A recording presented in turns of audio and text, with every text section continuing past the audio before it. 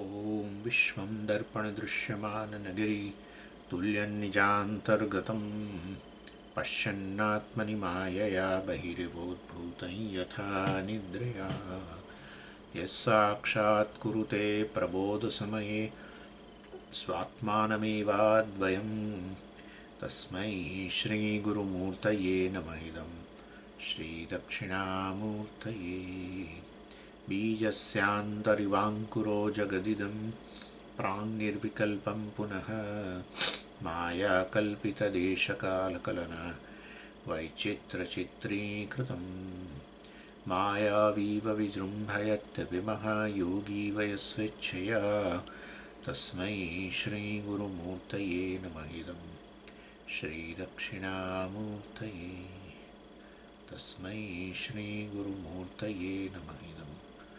श्रीदक्षिणामूर्तये।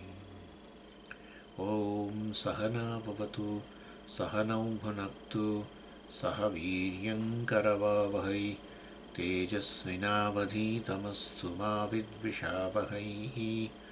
ॐ शान्तिः शान्तिः शान्तिः। सदाशिवसमारम्भां शङ्कराचार्यमध्यमाम् अस्मदाचार्यपर्यन्तां वन्दे गुरुपरम्पराम्। ॐ 208 आनन्दमयकोशस्य सुषुप्तौ स्मृतिरुत्कटा स्वप्नजागरयोरीशत् इष्टसंदर्शनादिना। આનંદમય કોષની ચર્ચા ચાલે છે. છેવટે પંચકોશ વિવેકની વાત કરવાની એટલે એમાં આનંદમય કોષની અત્યારે ચર્ચા ચાલે છે અને એમાં વધારે થોડી ઇન્ફોર્મેશન હવે આ શ્લોકમાં આપે છે. પહેલાં આપણે જોઈએ કે આનંદમય કોષ વિશે બહુ સરસ વસ્તુ કહી, હજુ પણ આમાં થોડું વધારે કહેવાનું છે. શંકરાચાર્યજી કહે છે આનંદમય કોષ જે છે એ સામાન્ય રીતે સુષુપ્તિની અંદર એ પ્રિડોમિનન્ટ હોય છે. એમાં સુષુપ્તિમાં એની પ્રધાનતા હોય છે. જ્યારે બીજા કોષો સુપ્ત અવસ્થામાં જતા રહે ત્યારે એની પ્રધાનતા જણાય છે. બીજા કોષ જે છે એમનું કાર્યમાંથી એ નિવૃત્ત થઈ જાય બીજા કોષો ત્યારે એ. અને આનંદમય સુષુપ્તિમાં શું થાય છે તો કે અન્નમય કોષ જે છે આ શરીર જે છે એ એઝ ગુડ એઝ જાણે કે મૃત નહીં પણ જાણે કે મૃત અવસ્થામાં. અને મિનિમમ એક્ટિવિટી ખાલી, અને તે પાછી જે એક્ટિવિટી થાય ઊંઘ દરમિયાન શરીરની, જેમ કે હલનચલન, એમાં એને તો એ કંઈ આમ એનો કંઈ સંકલ્પ નથી હોતો એની પાછળ. જેને આપણે કહીએ ને કે મિકેનિકલી યાંત્રિક રીતે જ થતી હોય છે. આમ તમે આમથી આમ પડખું ફરો ને તે બધું જે થાય એ યાંત્રિક રીતે થતું હોય છે. જાગી જાઓ ને કરો જુદી વસ્તુ છે, પણ આપણે તો ઊંઘની વાત કરીએ છીએ. ઘણા લોકો જાગી જાય ને પછી પડખું ફરતા હોય છે. ઊંઘ દરમિયાન જાગી ગયા પછી પડખું ફરે પછી પાછી ઊંઘ આવે, પરંતુ ઊંઘ દરમિયાન આપણે ઘણીવાર પડખા ફેરવતા હોઈએ પણ તો એ ખબર નથી હોતી, એની વાત ચાલે છે. એટલે એ અન્નમય કોષ કે શરીર જે છે એ સ્વામીજી એ બિલકુલ એક્ટિવિટી વગરનું હોય છે એવું નથી હોતું, બરાબર. પરંતુ એને એક્ટિવિટી કહી પણ ન શકાય, એક્શન કહી ન શકાય, કર્મ ન કહી શકાય, કારણ કે એની પાછળ કર્તૃત્વ વગેરે હોતું નથી. એ દરેક યાંત્રિક ક્રિયા થતી હોય છે. પછી પ્રાણમય કોષ જે છે એ પણ એવું જ, પ્રાણ ચાલી જ રહ્યા છે. ભૂખ, આપણે ખાવાનું જે જમીને સૂતા હોઈએ એ પચવાનું કામ ચાલી રહ્યું છે, બધું ચાલી રહ્યું છે. પણ પ્રાણમય કોષ માટે પણ આપણી કોઈ એની પાછળ કોઈ ફ્રીવિલ પસંદગી હોતી નથી. હવે ચાલો હવે હું શ્વાસ લઉં, આવું કંઈ હોય છે કોઈ દિવસ? આમે જાગ્રત અવસ્થામાં નથી હોતું. હવે હું શ્વાસ લઉં, ચાલો હવે પચાવવાનું કામ શરૂ કરું, હવે સૂઈ જાઉં છું ને એ વખતે પચાવવાનું કામ શરૂ કરું, આવું કશું નથી હોતું. ઊંઘ દરમિયાન બધું ચાલતું જ હોય છે, પ્રાણની ક્રિયાઓ બધી, પરંતુ ક્યાંય એની અંદર એ બધું યાંત્રિક રીતે ઇનવોલન્ટરી રીતે બધું ચાલતું હોય છે. પછી આપણો મનોમય કોષ એટલે કે આપણી લાગણીઓ વગેરે બધી તો જાણે બિલકુલ નિવૃત્ત થઈ ગયા છે. ઊંઘમાં નિવૃત્ત થઈ ગયા હોય છે એનાથી. અને તો લાગણીઓ જે પણ હોય એ એની પ્રધાનતા હોય તો ઊંઘ જ ના આવે. એટલે સારું છે, ભગવાન મળીને સસ્પેન્ડ કરી દે છે. એટલે મનોમય કોષ પણ સસ્પેન્ડ થઈ ગયો હોય છે. અને પછી આપણે બુદ્ધિ જ્ઞાન એ વખતે પ્રાપ્ત કરતા હોઈએ, કોઈ નિશ્ચય કરતા હોઈએ, કર્તૃત્વ વગેરે એ પણ નથી હોતું વિજ્ઞાનમય કોષ. એટલે એક અમારા આચાર્ય કહે છે કે ભાઈ આ વિજ્ઞાનમય કોષ કે બુદ્ધિ જે છે એ તો જાગ્રત અવસ્થામાં કામ કરે છે કે નહીં એ જ ડાઉટફુલ હોય છે, તો કે ઊંઘમાં તો પ્રશ્ન જ નથી. આવું કહે છે કે જાગ્રત અવસ્થામાં જ બુદ્ધિ કામ કરે છે કે નહીં. ઘણા માટે તો એ પ્રશ્ન રહે છે જ, એ તો કે ઊંઘની અંદર તો નિશ્ચિતપણે નથી. એટલે આ ચારેય કોષ જે છે એ સસ્પેન્ડ થઈ ગયા છે, અને ત્યારે આ આનંદમય કોષ જે છે એની પ્રધાનતા જણાય છે. આ હાજર જ હોય, આપણે હમણાં જોઈશું, જાગ્રત અવસ્થામાં છે જ, પરંતુ એ જણાતું નથી એની પ્રધાનતા. એટલે કે છે આનંદમય કોશસ્ય સ્ફૂર્તિ. સ્ફૂર્તિ એટલે મેનિફેસ્ટેશન, એની અભિવ્યક્તિ. એ ક્યાં છે?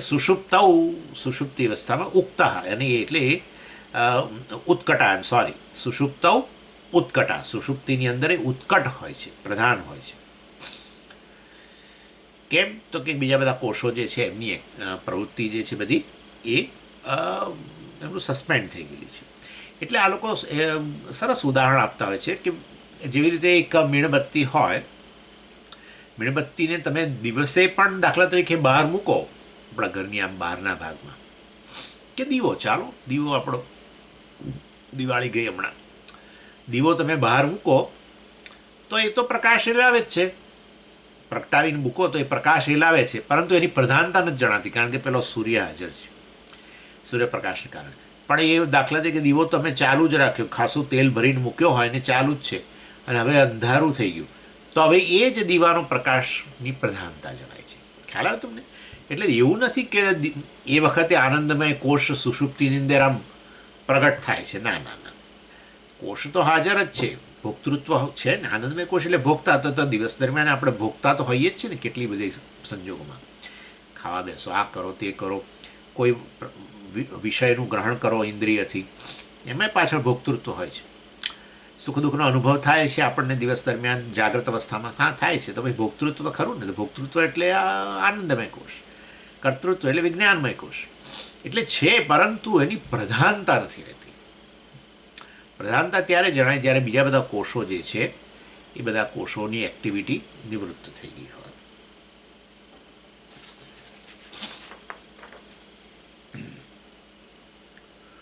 એટલે કે છે સ્વપ્ન જાગરયો ઈશત.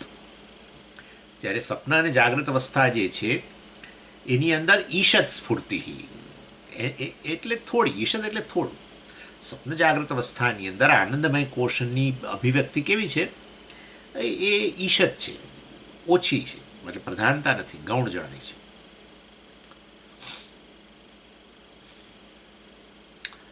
અને એ ક્યારે સ્વપ્ન જાગ્રત અવસ્થાની અંદર આનંદમય આમની એની હાજરી ક્યારે કેવી રીતે ખબર પડે આ બધા કોષોની વચ્ચે?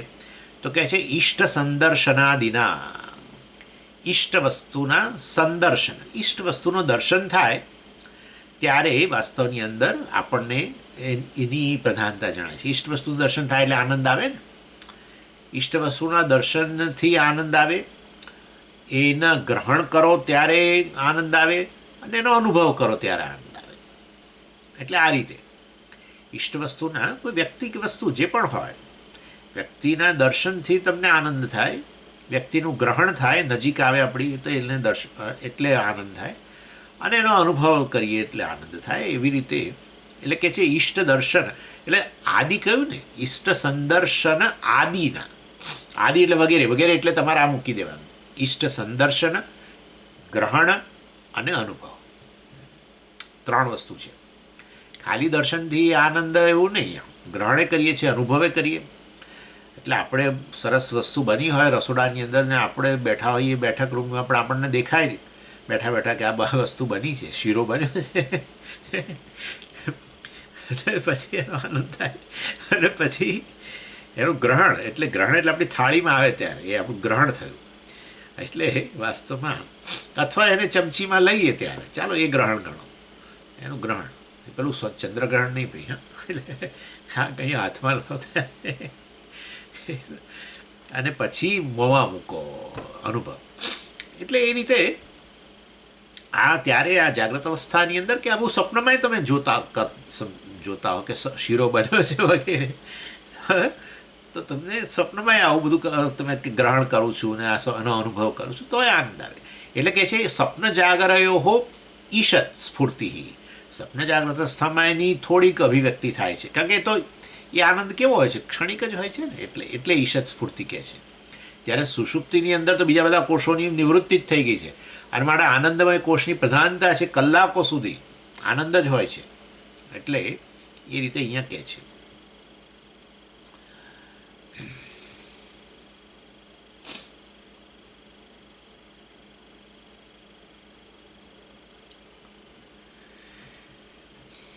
અને આવું ઇષ્ટ અનુભવ કે સંદર્શન વગેરે કે ગ્રહણથી એ આનંદમય કોષ કેમ, તો કે એ દરમિયાન આપણી જે કંઈ બધી મુશ્કેલીઓ હોય છે ને, ખાસ કરીને લાગણીઓની મુશ્કેલીઓ હોય છે, એ લાગણીઓની મુશ્કેલીઓ સસ્પેન્ડ થઈ જતી હોય છે એમ.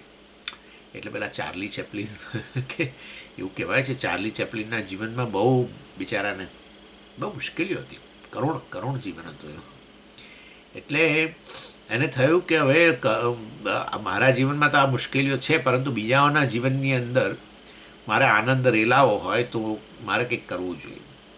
એટલે હું જેમ કે આનંદ લેવા માટે પછી વાસ્તવમાં કંઈક કરું જેના દ્વારા હું મારી આ બધી લાગણીઓની તકલીફો જે છે, અથવા મારી આ જીવનની તકલીફો છે એને હું ભૂલી જાઉં થોડીક વાર માટે.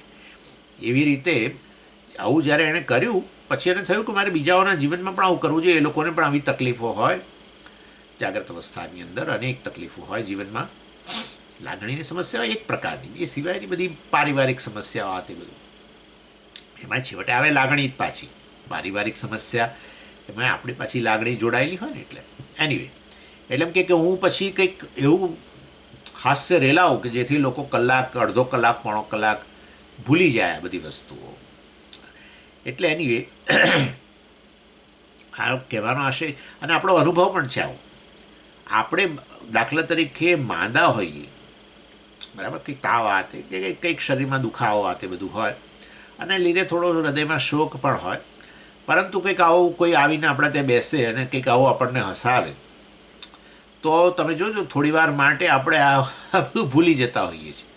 આપણી શારીરિક તકલીફ હોય એ ભૂલી જઈએ, એવી ને એવી લાગણીની તકલીફો હોય કોઈક મનોમય કોષની, એ બધું આપણે ભૂલી જતા હોઈએ છીએ. એટલે એ બધું બતાવે છે કે વાસ્તવની અંદર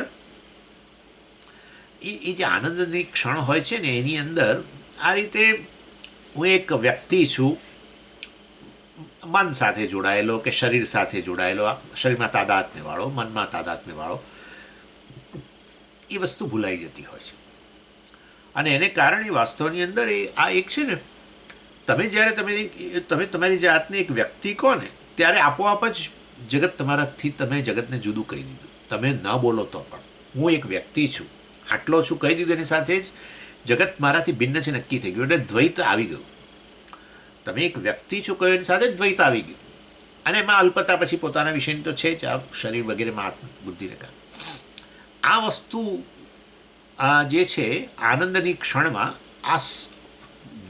જે છે વિષય વચ્ચેનો ભેદ, સબ્જેક્ટ ઓબ્જેક્ટ વચ્ચેનો આ પ્રકારનું દ્વૈત એ ઓગળી જતું હોય છે થોડીક ક્ષણ માટે. બસ જો દ્વૈત ઓગળી જતું હોય, પૂર્ણતાનો અનુભવ હોય, તો એનો અર્થ એવો થાય કે હું એક વ્યક્તિ છું એ પ્રકારના ખ્યાલમાંથી થોડીક વાર માટે મુક્ત થઈ ગયું છું.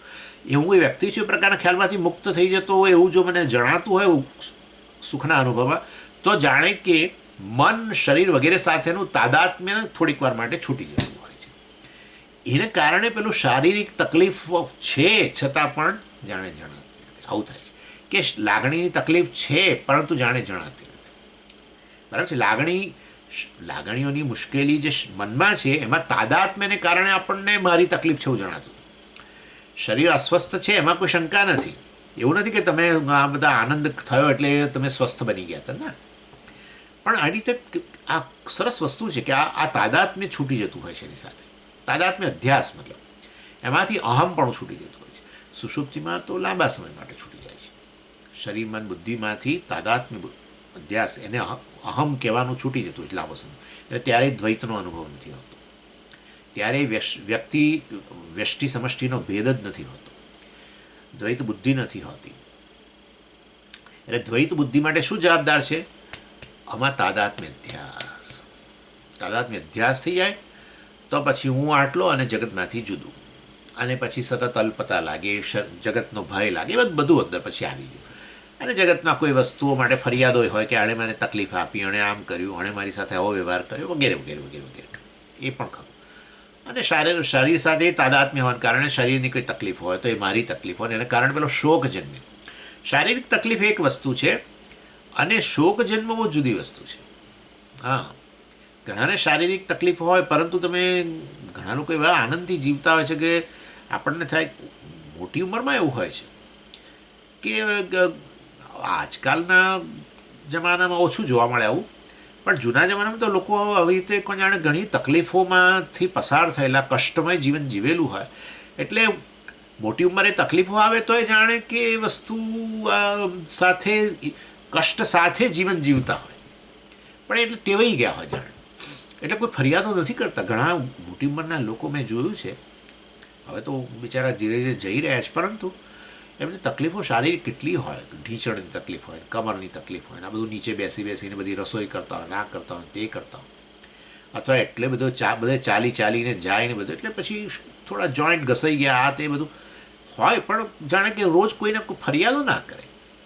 બહુ અતિશય તકલીફ વધી જાય તો થોડો ઘણો પેલો કંઈક મલમ લગાવી દે, કંઈક ઓઇલ લગાવી દે કરે, અને પાછું એવી રીતે કરે કે કોઈ પૂછે કે શું તમને તકલીફ, ના ના કશું નથી, તો આ છે કરીને વાત ઉડાવી દે. અને હવે આજકાલના તો એટલે આ તો મારો અભિપ્રાય છે સ્વામીજી, તમને પૂર્વગ્રહ છે ને પૂર્વગ્રહ નહીં, એ વસ્તુ નક્કી છે કે સહનશક્તિ આપણી ઘણે અંશે ઓછી થઈ ગઈ છે હવે, કારણ કે શારીરિક જીવનની અંદર આપણા કષ્ટો ઘણા ઓછા થઈ ગયા છે લોકોની પહેલાંની સરખામણી. પાણી ભરવી લાવે, ક્યાંથી જઈને પાણી ભરવાનું, પાછું કેટલું આવું તો બધું, સગડી સળગાવવાની, આપણે તો આમ કર્યું ને પેલો ગેસ ચાલુ થઈ ગયો, એ સગડી સળગાવી કે પેલા પ્રાઇમસ પેલો કેરોસીન ભરો, આ કરો તે કરો, કેટલી વસ્તુઓ. પ્રેશનમાં જઈને ઊભા રહે ને લાઈનોની અંદર, એની અમારો અભિપ્રાય છે. પરંતુ એટલે જીવનમાં કષ્ટ ઓછા બેઠ્યા હોય ને એટલે આપણી સહનશક્તિ પણ પ્રમાણમાં ઘણી ઓછી થઈ ગઈ હોય છે. અને એવા સંજોગોમાં પછી શારીરિક નાની તકલીફ હોય તો આપણે જાણે મોટું, અને આખી દુનિયાને ફરિયાદ કરીએ, આખી દુનિયાને ખબર પડે કે આ સ્વામીજીની તકલીફ છે અત્યારે. એટલે આવું છે. એટલે જ્યારે એટલે મને એક રિસ્પેક્ટ છે આ બધા જે મોટી ઉંમરના લોકો છે જે આ રીતે આ પ્રકારનું જીવન જીવ્યા છે, કષ્ટમય જીવન જીવ્યા છે, એને કારણે ઘણી બધી એમનામાં ઘડાઈ ગયા, કહીએ ને ઘડતર આવી ગયું છે. જ્યારે કે ભાઈ તકલીફો તો આવે ને જાય, આપણે કહીએ તો કે આવે ને જાય, તો સ્વામીજી આવું કે એની. પણ ઇન શોર્ટ એટલીસ્ટ આનંદની ક્ષણમાં તો આવો આપણો ઓછી સહનશક્તિવાળો હોય એ પણ ભૂલી જાય, કારણ કે પેલો તાદાત્મ્ય અધ્યાસ જે હોય છે ને એ જતો રહે. એ તાદાત્મ્ય અધ્યાસ જે છે અર્થાત અહમ બુદ્ધિ, આ શરીરમાં બુદ્ધિમાંથી જાણે નિવૃત્ત થઈ, એ નિવૃત્ત થઈ એ જ બતાવે છે કે હું છું જ નહીં તો મારું જો સ્વરૂપ હોય તો કેવી રીતે થાય, બરાબર ને? જો ઉષ્ણતા નિવૃત્ત થઈ જાય પાણીમાંથી તો એનો અર્થ કે એ તો એનું સ્વરૂપ હતું જ નહીં. હા, એની એટલે અજ્ઞાનને કારણે પછી આ તાદાત્મ્ય અધ્યાસ થઈ જાય, એ જુદી વસ્તુ છે. પરંતુ એટલે આ રીતે સુષુપ્તિની અંદર કે આવી રીતે આનંદની ક્ષણની અંદર, જાગૃત સ્વપ્ન વગેરેની અંદર આપણું તાદાત્મ્ય એમાંથી છૂટી, તાદાત્મ્ય અધ્યાસ જે છે એ છૂટી જતું હોય છે. અધ્યાસ જાણે કે નિવૃત્ત થયું, ખરેખર નથી થયું, કારણ કે અજ્ઞાન એનું કારણ હજુ બાકી છે, પરંતુ અનુભવની અંદર. ચાલો, એટલે પ્રત્યેક આનંદ આ રીતે, આ મારે કહેવાનો પર્પઝ હતો, આ શાના માટે મેં કહ્યું, પ્રત્યેક આનંદ આ રીતે નિર્વિકલ્પક અનુભવ છે. સબ્જેક્ટ ઓબ્જેક્ટ જે છે, વિષય જે છે, વિકલ્પ છે, દ્વૈત જે છે એ નિવૃત્ત થતું છે. પ્રત્યેક આનંદ જે છે, કોઈ પણ આનંદનો અનુભવ, એ સુષુપ્તિનો આનંદનો અનુભવ કે જાગ્રત કાળે થતો આનંદનો અનુભવ હોય કે યોગીને થતો નિર્વિકલ્પક સમાધિની અંદર આનંદનો અનુભવ હોય, એ બધો એક જ છે. એ અનુભવની અંદર વાસ્તવમાં તમે જ રહેલા છો, પૂર્ણ જે છો, તમારી સ્વરૂપ છે એ જ ત્યાં, એનો જ તમે અનુભવ કરો છો. આ રીતે નિર્વિકલ્પક અનુભવ તો રહેલો જ છે. એટલે જ આપણે પેલું યોગની બહુ આપણે એટલી ચિંતા નથી કરતા. આપણે નિર્વિકલ્પક જ્ઞાન માટે ચિંતા કરીએ, નિર્વિકલ્પક અનુભવ માટે નહીં. એ તો છે જ ને. જાગ્રત કાળે આ રીતે આનંદનો અનુભવ, સુષુપ્તિમાં આનંદનો અનુભવ, એ નિર્વિકલ્પ અનુભવ, ત્યાં પણ વ્યષ્ટિ સમષ્ટિ ભેદ જતો રહે છે, બરાબર છે, વિકલ્પ જતા રહે છે. વ્યષ્ટિ સમષ્ટિ એ જ વિકલ્પ, બીજું શું, દ્વૈત એ જતું રહે છે. એનીવે, એટલે આ રીતે નિર્વિકલ્પક અનુભવ આ આનંદની અંદર રહેલો છે, આનંદમય કોષની અંદર. આ પ્રકારે એને જ આનંદમય કોષ કહેવાય છે.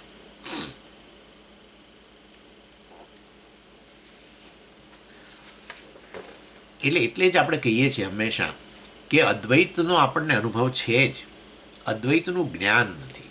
આનંદનો અનુભવ એટલે અદ્વૈતનો અનુભવ, દ્વૈતનો અભાવ, બરાબર ને?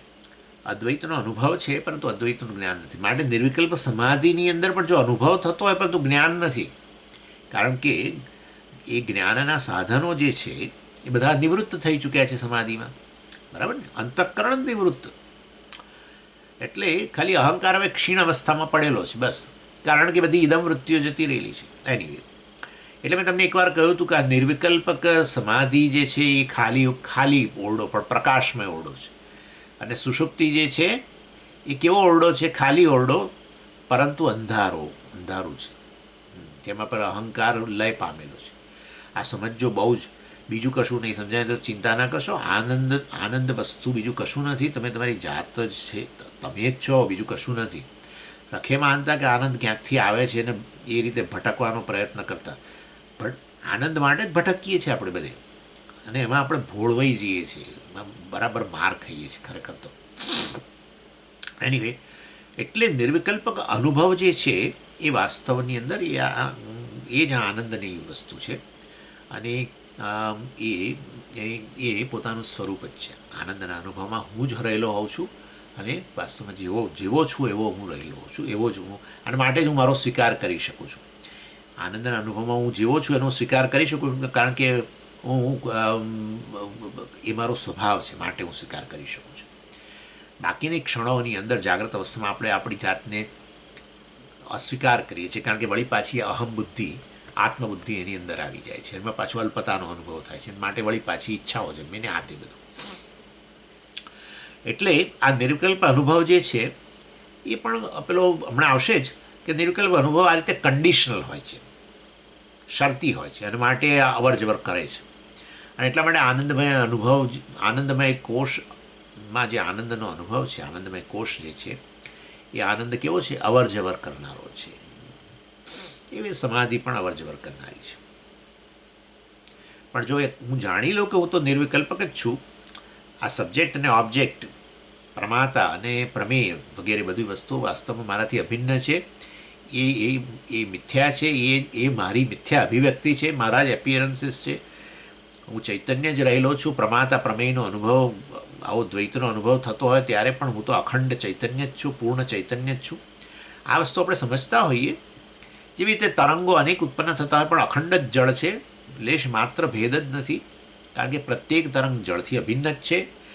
અને માટે વાસ્તવની અંદર ખરેખર તો એક અખંડ ચૈતન્ય જે છે એ જ રહેલું હોય છે. પ્રમાતા પ્રમેય આ અનુભવની અંદર, આનંદના અનુભવમાં પ્રમાતા પ્રમેય જાણે કે ઓગળી જતા હોય છે, અને એક પૂર્ણ ચૈતન્યનો મને અનુભવ, પૂર્ણતાનો અનુભવ થાય છે. અને એ પૂર્ણતાનો અનુભવ ત્યાં નથી થતો, અહીંયા જ થાય છે. હા, એવું નથી કે સ્વામીજી ત્યાં એને અનુભવ થાય છે, અહીંયા આનંદનો અનુભવ અહીંયા જ થાય છે, ત્યાં નહીં. માટે હું પૂર્ણ ચૈતન્ય છું.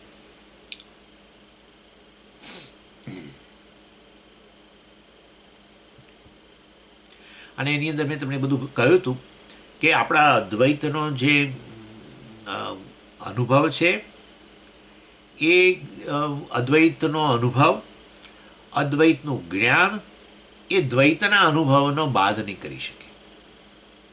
હા, સમજીએ, અદ્વૈતનો અનુભવ થયો તો હવે દ્વૈત જતું રહ્યું એટલે હંમેશ માટે એમ ના. અદ્વૈતનો અનુભવ થયો બરાબર છે, પરંતુ વળી દ્વૈત અનુભવમાં તો રહેવાનું છે. અદ્વૈતનું જ્ઞાન પ્રાપ્ત કરી લીધું સમજીએ, હવે તો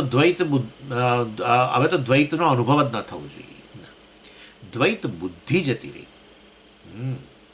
દ્વૈત બુદ્ધિ એટલે દ્વૈતની સત્યતા જતી રહી. દેટ્સ ઇટ, બીજું કંઈ નહીં. અત્યારે દાખલા તરીકે તમે જોતા હો, સમજીએ, હવે અદ્વૈત જ્ઞાન થાય તો તમે હવે દેખાશો જ નહીં અમને, કારણ કે હું જોનારો, તમે જોવાનો વિષય, અને હું તો ફલાણી ફલાણી અથવા ફલાણો ફલાણો અને તમે ફલાણા ફલાણા, આ બધું જે હવે બને તો કશું દેખાશે જ નહીં. દ્વૈત ઓગળી જશે. આ બધું ધીરે કશું નહીં થાય. લેશ માત્ર ખાલી દ્વૈત બુદ્ધિ જતી રહેશે કે સ્વામી અને હું વાસ્તવની અંદર એક જ ચૈતન્ય છે, બીજું કશું નથી. એ ચૈતન્ય પૂર્ણ ચૈતન્ય હું છું.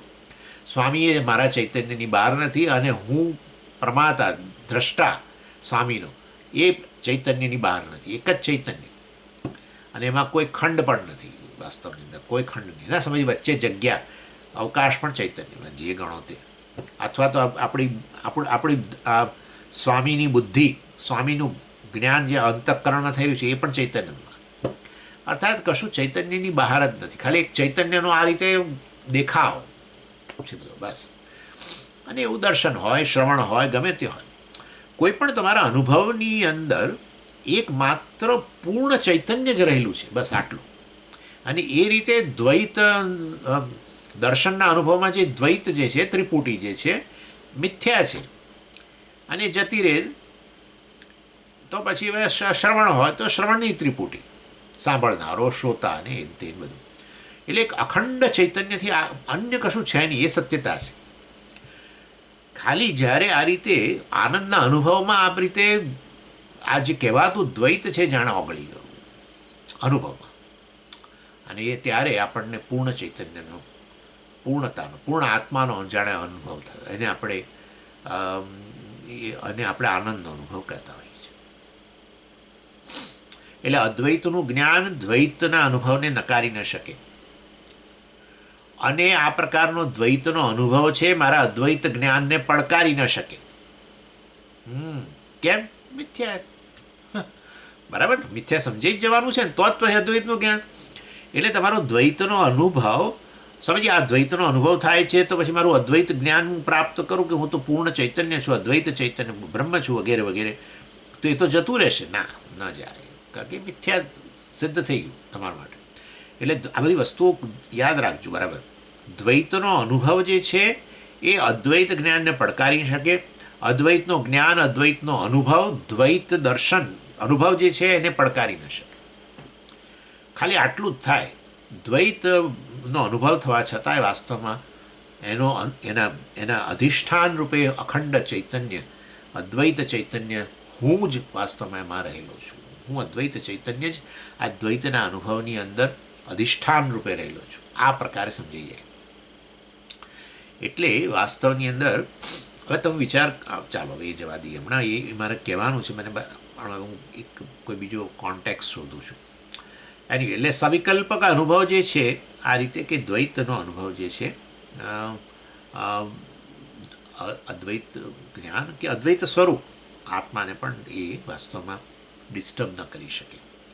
એટલા માટે જ આપણે કહીએ છીએ કે આ જે સૂર્યોદયનો જે અનુભવ જે છે એ પેલું તમે સૂર્યનો ઉદય થતો જ નથી વગેરે જે તમે જ્ઞાન પ્રાપ્ત કર્યું છે વિજ્ઞાનને દ્વારા, એ જ્ઞાનને પડકારી ન શકે જે અનુભવ છે તે.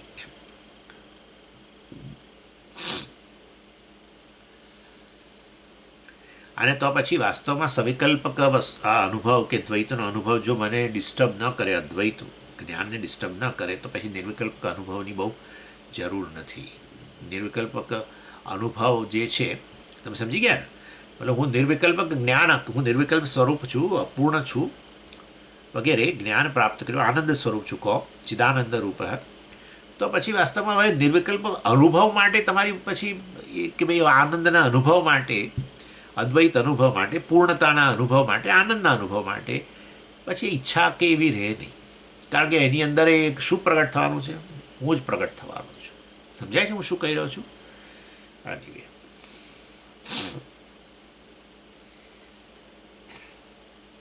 એટલે એ દ્રષ્ટિએ યોગ અને વેદાંતમાં આપણે ભેદ પાડીએ છીએ. યોગવાળા કહે છે ના, નિર્વિકલ્પ સમાધિ, સમાધિનો અનુભવ, નિર્વિકલ્પ અનુભવ માટે પ્રયત્ન કરો. આપણે કહીએ છીએ નિર્વિકલ્પ જ્ઞાન માટે પ્રયત્ન કરો. અનુભવ તો નિર્વિકલ્પ સમાધિમાં અનુભવ થશે જ, પરંતુ જતો જ રહેવાનો છે. કોઈ પણ અનુભવ છે એ જતો જ રહેવાનો છે. અને પછી તમે જેવા બહાર આવો સમાધિમાંથી, એટલે વળી પાછું તમને દ્વૈત બુદ્ધિ, દ્વૈતનો અનુભવ થાય અને એમાં સત્યતા પણ જણાય, કારણ કે તમે એ વસ્તુનું જ્ઞાન પ્રાપ્ત નથી કર્યું. અદ્વૈતનું જ્ઞાન એટલે દ્વૈતનું મિથ્યાત્વ સિદ્ધ થવું. અને દ્વૈતનું મિથ્યાત્વ સિદ્ધ કરવા માટે વાસ્તવમાં એ દ્વૈતની પાછળ અદ્વૈત સત્ય રૂપે રહેલું છે. દ્વૈત તો કેવળ દેખાવ છે, વસ્તુ સમજાવી જોઈએ. અને એવું જ્ઞાન પ્રાપ્ત કર્યું હોય તો પછી વાસ્તવમાં તમે આ અનુભવ માટે, અદ્વૈત અનુભવ માટે, નિર્વિકલ્પ અનુભવ માટે, સમાધિમાં વગેરે માટે તમે કંઈ પ્રયત્ન ન કરો. આ બહુ મોટો ફેર પડી જાય છે યોગ અને વેદાંત વચ્ચે.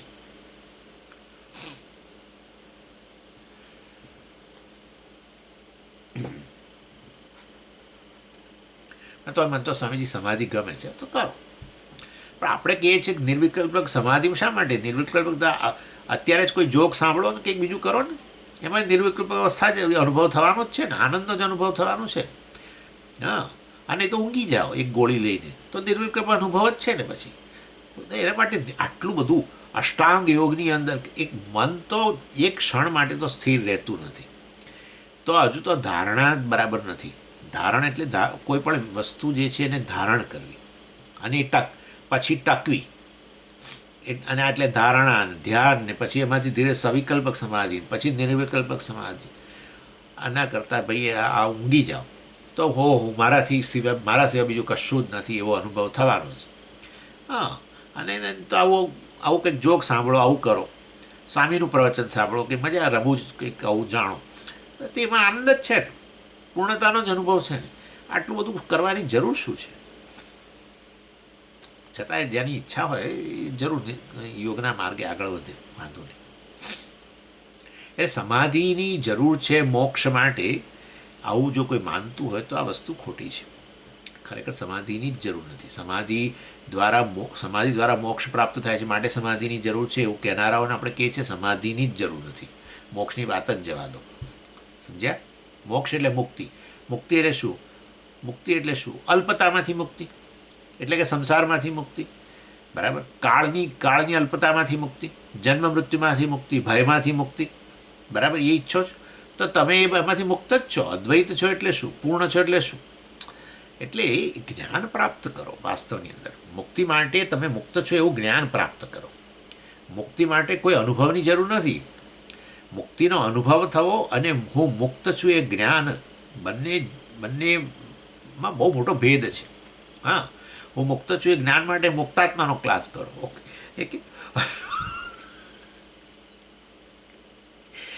એક્ઝામ્પલ આપું ઇન શોર્ટ. એટલે વ્યક્તિના હૃદયમાં ભયંકર શોક હોય ત્યારે એ મુક્ત છે. વિચાર કરો તમે, આ સત્ય વસ્તુ તો જાય જ નહીં. ખાલી એક અધ્યાસ ચાલે છે, બસ એક એરર ચાલે છે કે હું તો આવો છું, હું આવો છું, પણ ખરેખર એ હું જે છે ને એ મુક્ત જ રહે છે. ગમે તે જોડો છતાં એ હું પર કોઈ અસર થતી નથી, કારણ કે જે જોડો છે મિથ્યા છે. એ મિથ્યા વસ્તુ સત્યને અસર કરે જ નહીં. અને એટલા માટે જ આજે નહીં કાલે પુણ્યવશાત અને આપણો ઈશ્વરની કૃપાને કારણે એવો એ જ હું હવે કહે છે કે હું તો મુક્ત છું. જે કહેતો હતો કે હું બંધનમાં છું એ જ કહે છે હું મુક્ત છું હવે. સમજ્યા તમે? એટલે વાસ્તવની અંદર ખરેખર આ પ્રકારે સમજવાની જરૂર છે. બહુ મોટી વસ્તુ છે આ કે જ્યારે કહું કે મારા જીવનમાં આ તકલીફ છે, પેલી તકલીફ છે, પેલું છે, પેલું છે, એક બોર્ડર કરતાં વધારે સત્યતા આપણી બુદ્ધિ આપે છે. એટલે મેં તમને પેલું ઉદાહરણ આપ્યું કે તમારા ઘરે કોઈ આવ્યું અને એ વ્યક્તિ બધી જોક્સનો ભંડાર છે દાખલા તરીકે, અને આવીને તમને હસાવે જાત જાતનું કહીને, તો અડધો કલાક માટે તમે મુક્ત બન્યા. તમારી સમસ્યા એણે દૂર નથી કરી, કોઈ કશામાં નથી. ઉપર સમસ્યાની વાત કરો તો કે હવે હું જાઉં, મારે જરા ઘરે કામ છે.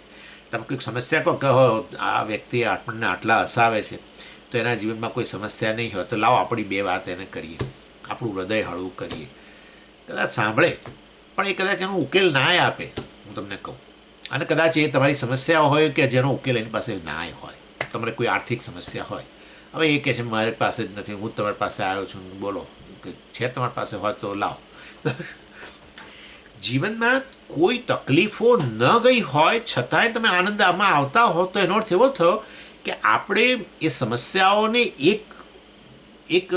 એક બોર્ડર કરતાં વધારે જરા આપણે એને આપણા મનની અંદર, એટલે આપણે કહીએ છીએ કે ભય હોય, આ હોય, તે હોય, કે પછી કંઈક સમજી મને ટેન્શન છે બહુ જ, કોઈક ફલાણું મારે નોકરી જતી રહેશે આમ.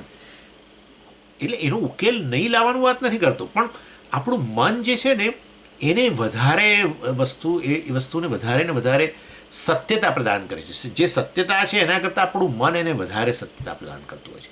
એની પાછળનું કારણ અજ્ઞાન જ છે. અજ્ઞાનને કારણે તાદાત્મ્ય અધ્યાસ, એટલે શરીર વગેરે મિથ્યા હોવા છતાંય તો વિચાર કરો, શરીરમાં સત્ય બુદ્ધિ થઈ ગઈ, મન મિથ્યા હોવા છતાંય મનમાં સત્યત્વ બુદ્ધિ આવી ગઈ, અને પછી મનની અંદર જે વસ્તુ આવે એ બધું અનેક ગણું સત્ય. અને એમાં પાછી કેટલાક વિચારોને આપણે વધારે અનુમોદન આપીએ, અને એમ કરતાં કરતાં વસ્તુ જાય નહીં. ખાલી જ્ઞાની મન આપણામાં શું ફેરવે છે ખબર છે? જ્ઞાનીનું મન આપણા જેવું જ હોય. એવું નહીં કે હવે જ્ઞાનીના મનની અંદર બધું હંમેશા બ્યુટીફુલ વિચારો, આમ બહુ સુંદર સુંદર વિચારો. મલિન સત્વ હોવાને કારણે રજોગુણ તમોગુણની અસર પણ હોય, પરંતુ એ એક જ વસ્તુ છે, એ જે વિચારો આવે એ વિચારોને આવવા દે. બસ આટલું જ. જે વિચારો આવે એને આવવા દે, પરંતુ એને જરાય સત્યતા ના આપે. અને જે વસ્તુ આવવા દે એ આપોઆપ જતી પણ રહે. આવું થાય છે. એટલે he allows the thinking to take place. જેવી રીતે શરીરમાં જે કંઈ થતું હોય આપણે, બરાબર છે, એ થવા દઈએ છીએ, પછી એનો ઉકેલ શોધે જુદી વસ્તુ છે, પણ થવા દઈએ. એટલે જ્ઞાની જે છે એ બાહ્ય જગતમાં જે વસ્તુઓ થતી હોય એને થવા દે, કંઈક મિથ્યા છે માટે. એવું ને એવું અંતઃકરણમાં પણ જે વિચારો આવે, એ અંતઃકરણ જ મિથ્યા જે વસ્તુ એને સ્પષ્ટ, એ સિલ્વર લાઇન એનામાં છે, અને એના કારણે અંતઃકરણમાં જે ચાલતું એ ચાલવા દે. આપણે શું કરીએ છીએ, અંતઃકરણમાં કોઈ વસ્તુ આવે પહેલાં જ આમ એ આવ્યું, હવે ભયવૃત્તિ આવી, અને પછી એ પ્રગટ થઈ, પછી આપણે એના એ તો એ જવા માગે છે, પણ આપણે ટકાવીએ છીએ. આ ભય આવ્યો, મતલબ કે એ ટક્યું, એ મનમાં ટક્યું, આ ભય આવ્યો, એ આમ છે. હવે એમાં પછી વધારે આગળ વધીએ, કારણ કે આપણા માટે અંતઃકરણ સત્ય છે. એટલે અંતઃકરણ, આનું નામ મુક્તિ, કે જે વસ્તુ ચાલી રહી છે અંતઃકરણ વગેરેની અંદર એને પણ ચાલવા દે. That's it. એ હું નથી, એ વસ્તુની સ્પષ્ટતા હોય છે. એટલે નિર્વિકલ્પક જ્ઞાન બહુ મહત્ત્વની વસ્તુ છે. એ આપણે આ જાગ્રત અવસ્થાની અંદર વાસ્તવમાં નિર્વિકલ્પ અનુભવ જે હોય છે, એ અનુભવ અને સુષુપ્તિનો આપણો અનુભવ વગેરે બધી આપણે વેદાંતને આધારે ખરેખર હું નિર્વિકલ્પ સ્વરૂપ છું એ વસ્તુ સ્પષ્ટ કરી શકીએ તો શ્રેષ્ઠ વસ્તુ છે. સુષુપ્તિની અંદર હું જ હાજર છું નેચરલી. હું નથી એવું તો છે જ નહીં. શૂન્ય નથી સુષુપ્તિમાં, પણ મારા સિવાય બીજું નથી પાછું. તેનો અર્થ કે હું નિર્વિકલ્પક હોવો જોઈએ. હા, જ્યાં શરીર મન બુદ્ધિ વગર પણ મારું અસ્તિત્વ રહેતું હોય સુષુપ્તિની અંદર, તો ખરેખર શરીરમાં આત્મબુદ્ધિ એ ભૂલ જ કદાચ કરી રહ્યો છું. એના આધારે ને એના આધારમાંથી પછી છૂટવા માટે આપણે આનંદનો અનુભવ શોધીએ કે જેને કારણે એમાંથી તાદાત્મ્ય છૂટી જાય, અને આપણને એમ લાગે કે પેલી સામેની વસ્તુ આનંદ આપે, પણ ખરેખર એવું નથી હોતું. આ તાદાત્મ્ય અધ્યાસ છૂટી જતો હોય છે. બસ આટલું જ થાય છે. એટલે આ બધા અનુભવો પરથી હું નિર્વિકલ્પ સ્વરૂપ છું, પૂર્ણ છું, આનંદ સ્વરૂપ છું. આ બધું એક જ વસ્તુ છે. નિર્વિકલ્પક સ્વરૂપ છું, અદ્વૈત સ્વરૂપ છું, પૂર્ણ છું, આનંદ સ્વરૂપ છું. આ બધું એક જ વસ્તુ છે. અને હું કોણ? ચિત્ત, ચૈતન્ય. મતલબ એ આ રીતે આપવું, એટલે ચિદાનંદ કહ્યું.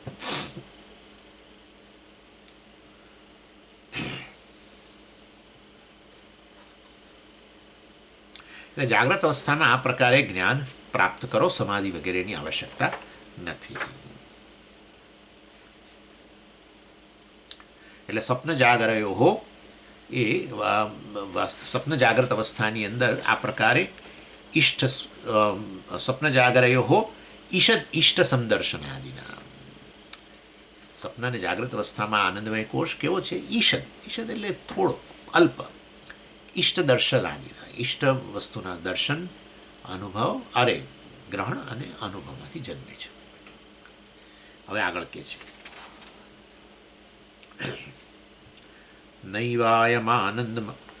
નૈવાયમાનંદમય પરાત્મા સોપાધિકત્વાत् પ્રકૃતેર્વિકારાत् કાર્યત્વહેતો સુકૃતક્રિયાયાઃ વિકારસંગાત સમાહિતત્વાत्. આ જુદો છંદ લાગે છે. શંકરાચાર્યજી કહે છે આનંદમય કોષ જે છે એ આત્મા નથી. નૈવ અયમ આનંદમય પરાત્મા. અયમ આનંદમય પરાત્મા નૈવ. આનંદમય જે છે એ વાસ્તવમાં પરાત્મા પરમાત્મા એટલે કે આત્મા બ્રહ્મ નથી. અને કયા કારણસર નથી એ આપે છે બહુ સરસ. અને એના એ કારણો દ્વારા નક્કી થાય કે આનંદમય જે છે એ આમ સાચું કહું તો આનંદમય આત્મા છે, આત્મા આનંદમય નથી એમ કહેવાનો આશય છે. કારણ કે આત્મા તો કશું આત્મા નથી, એનો અર્થ કે અનાત્મા નામની વસ્તુ છે. અને એટલે અનાત્મા આ જે છે એ સ્વતંત્ર બની ગયો આત્મા કરતાં. કારણ કે આ આત્મા નથી, આનંદમય આત્મા નથી, તો આનંદમય અનાત્મા છે. તો આનંદમય આત્મા નથી તો પછી અનાત્મા જે વાસ્તવમાં છે એ સ્વતંત્ર બની ગયો આત્મા કરતાં, તો પછી એ દ્વૈત જ સત્ય થયું. એટલે બધું આત્મા જ છે આમ તો, પરંતુ આત્મા આનંદમય છે. એટલે આપણે નથી કહેતા કે ભાઈ આનંદ તો સ્વામીજી મને ત્યારે જ થાય જ્યારે હું આ રીતે અનુભવ કરું, ઊંઘમાં અનુભવ કરું કે જાગ્રત કાળે અનુભવ કરું. એ અનુભવ જે થાય છે ભલે અલ્પકાલીન હોય, પરંતુ ત્યારે જ મને તો આનંદ આવે વાસ્તવની અંદર. ખરેખર ત્યારે પછી એની અંદર તમે તમારી જાતને આનંદ સ્વરૂપ કહેવાના જ નથી. એ તો તમે પછી બહાર જ બતાવશો કે આ વ્યક્તિએ મને આનંદ આપ્યો, કે આ વસ્તુએ આનંદ આપ્યો વગેરે. ચાલો, એટલે અહીંયા કારણ આપે છે કે આ આનંદમય આત્મા જે છે એને આત્મા ન કહેવો જોઈએ. કેમ ન કહેવો જોઈએ? પહેલું, સોપાધિકત્વાત. પહેલું કહે છે ને સોપાધિકત્વાત, પહેલું કારણ આપે છે. પછી કહે છે પ્રકૃતેર વિકારાત, બીજું. પછી ત્રીજું કહે છે સુકૃત ક્રિયાયા કાર્યત્વ હેતો હો, એ ત્રીજું. અને પછી ચોથું કહે છે વિકાર સંઘાત સમાહિતત્વાત, આ ચોથું. 4 કારણ દ્વારા આત્મા આ આનંદમય આત્મા નથી, અથવા વાસ્તવમાં આત્મા આનંદ સ્વરૂપ છે, જુદી વસ્તુ છે, અને આનંદમય જુદી વસ્તુ છે, એમ કહેવાનો આશય છે. બસ પહેલું શું છે? સોપાધિકત્વાત. ઉપાધિ એટલે શરત, કન્ડિશન કહીએ ને આપણે. એટલે સોપાધિકત્વાત આનંદમય સોપાધિક છે. આનંદમય જે છે વાસ્તવમાં એ શરતી આનંદ છે, અને માટે વાસ્તવની અંદર ખરેખર એને ન કહેવો જોઈએ. આત્મા આનંદ સ્વરૂપ છે, એ તો આત્મા પૂર્ણ છે એનું સ્વરૂપ છે વગેરે. ચાલો, એટલે અહીંયા સોપાધિકત્વાત કહ્યું ને, એટલે તમે આગળના શ્લોકમાં જોશો તો કહ્યું કે આ ઈષ્ટ દર્શન વગેરે, ઈષ્ટ સમદર્શન આદિના. એટલે ઈષ્ટ વસ્તુ જે છે, આપણને ગમતી વસ્તુ છે, એના દર્શન થવા, એનું ગ્રહણ થવું અને એનો અનુભવ થવો. બરાબર છે? એ 3 વસ્તુ એ શરત થઈ ગઈ. આ 3 વસ્તુઓ હોય તો આનંદ થાય. ઈષ્ટ વસ્તુનું દર્શન થવું, એનું ગ્રહણ થવું અને એનો અનુભવ થવા રૂપી શરત. આ 3 શરતો હોય તો જ આનંદ આવે. એટલે એ રીતે આ સોપાધિકત્વાત કહેવાય. એટલે એ વાસ્તવમાં, અને આ તો વસ્તુ છે જ, કોઈ વસ્તુના દર્શનની ઈચ્છા હોય અને ન થાય. લોકોને ચંદ્રગ્રહણ જોવું હોય છે, અને ચંદ્રગ્રહણ માટે રાત્રે જાગે, પણ એ જ વખતે વાદળ આવી જાય, પતી ગયો. એટલે ઈષ્ટ વસ્તુનું દર્શન કરવું હતું પણ ન થયું. અને એવું ને એવું પછી ગ્રહણ વગેરેમાં જોઈએ છે હમણાં. અને દર્શન થાય પણ ગ્રહણ ના થાય, આ ઈષ્ટનું ગ્રહણે થાય પણ ઈષ્ટનો અનુભવ ના થાય. એટલે આ પ્રકારની શરત રહેલી હોવાને કારણે વાસ્તવની અંદર આનંદમય કોષ જે છે એને આત્મા ન કહેવો જોઈએ. આત્મા તો આનંદ સ્વરૂપ છે, બિનશરતી છે. સ્વરૂપ એટલે બિનશરતી.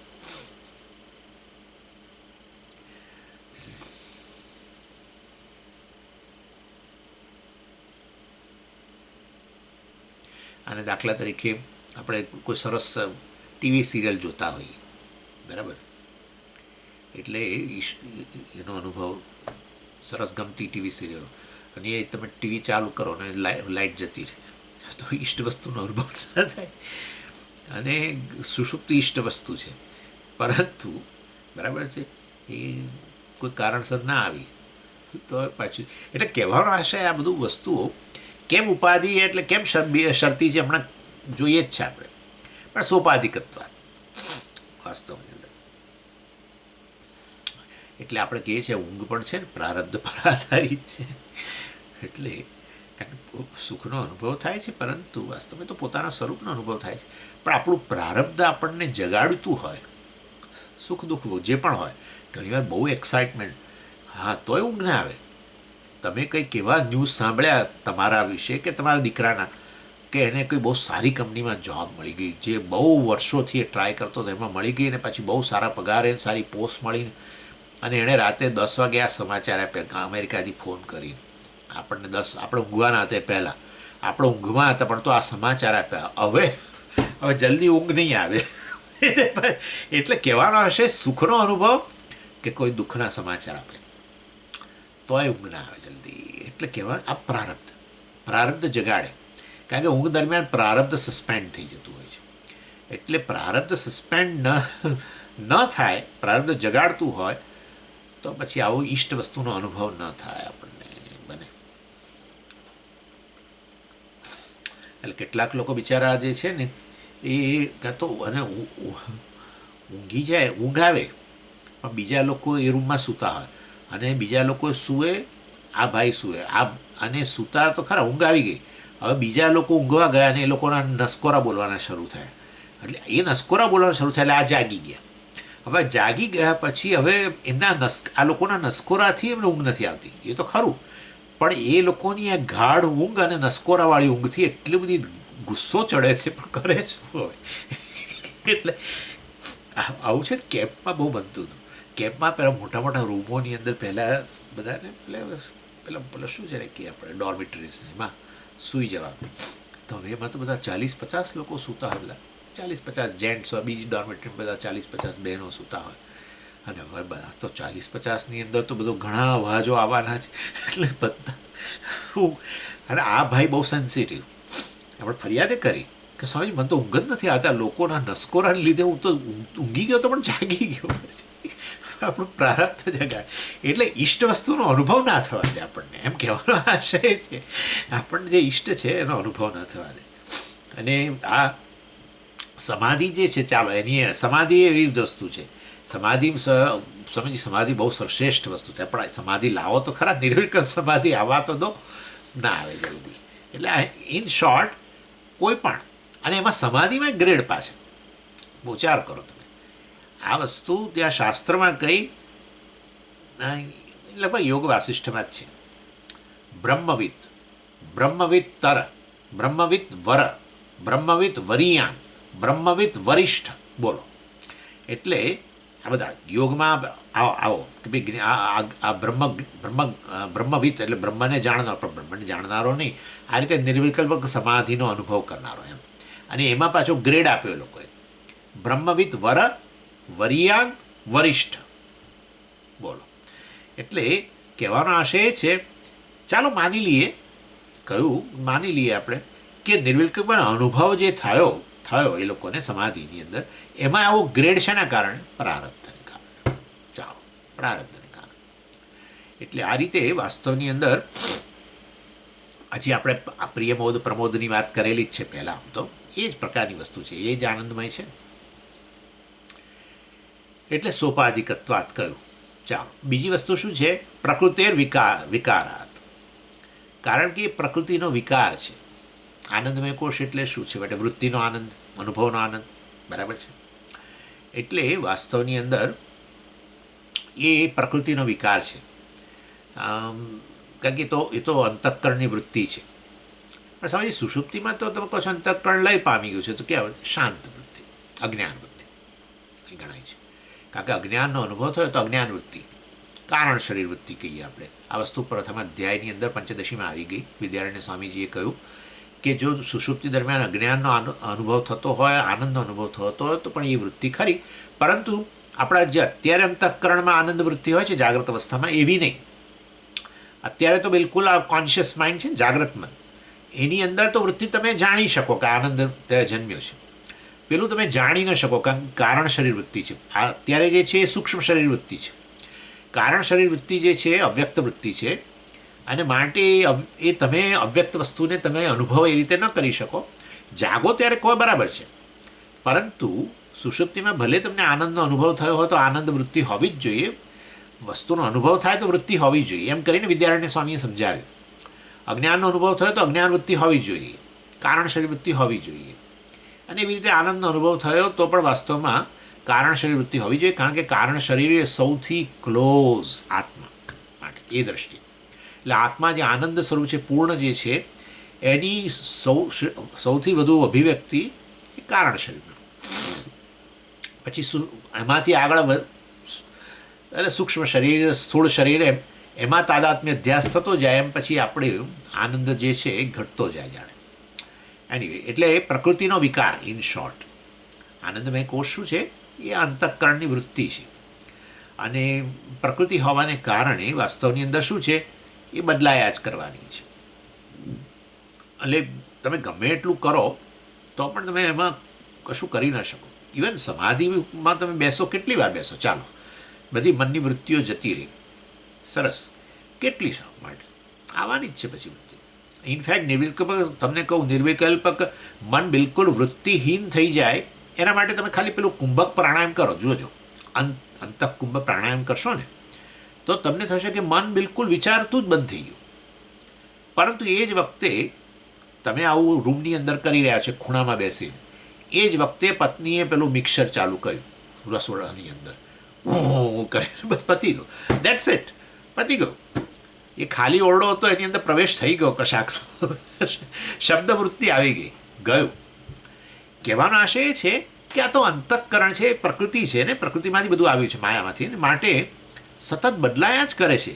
એટલે એ રીતે વાસ્તવની અંદર વૃત્તિમાં રહેલો જે આનંદ છે એ એવો વિકારી છે, એમ કહેવાનો આશય છે.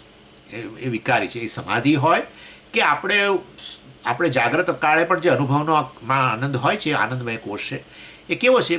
અત્યારે આનંદમાં હોઈએ, હમણાં થોડી વારમાં જ એક જતો રહે આનંદ, બને જ છે ને, ક્ષણિક જ હોય છે. એટલે એવું પ્રકૃતિ જે છે કે અંતઃકરણ એનું જે કાર્ય છે એની એકની એક અવસ્થામાં, નિર્વિકલ્પ અવસ્થામાં, વૃત્તિઓથી વગરનું એવું તમે રાખી ન શકો. ઊંઘ હોય તો તમે બહાર આવી જ જાઓ છો ને ઊંઘમાંથી.